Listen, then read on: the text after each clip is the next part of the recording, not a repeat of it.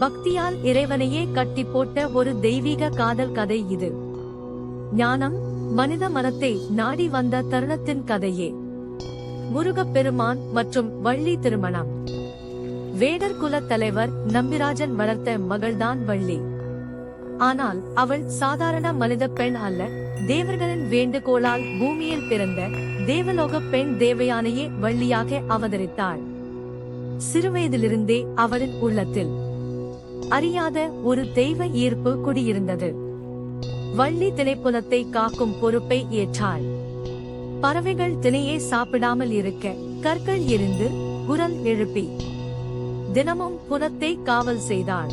இந்த புனித இடமே பின்னாளில் பழமுதிர் சோலையாக போற்றப்பட்டது.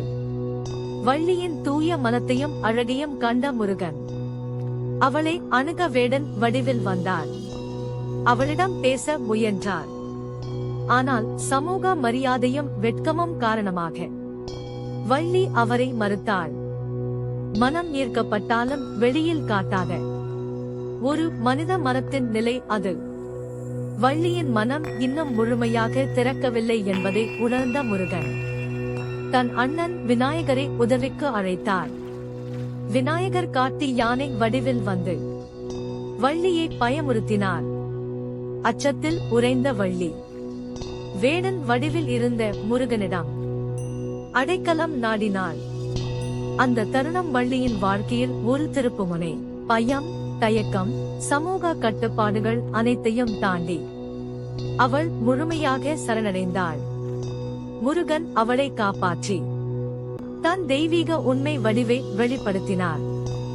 அப்போதுதான் வள்ளி உணர்ந்தாள், இது சாதாரண காதல் அல்ல, ஞானம் தன்னை அழைக்கும் தருணம் என்று.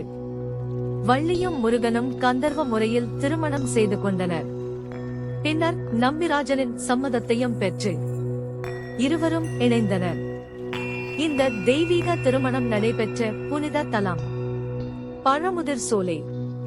இந்த கதையின் ஆழமான அர்த்தம் என்னவென்றால், வள்ளி மனித மனத்தை குறிக்கிறாள், முருகன் ஞானத்தை குறிக்கிறார். மனம் பயமும் ஆசையும் தாண்டி ஞானத்தில் சரணடைந்தால் உயிர் உயர்ந்த நிலையை அடைகிறது. இதுவே வள்ளி திருமணக் கதை சொல்லும் நித்திய உண்மை.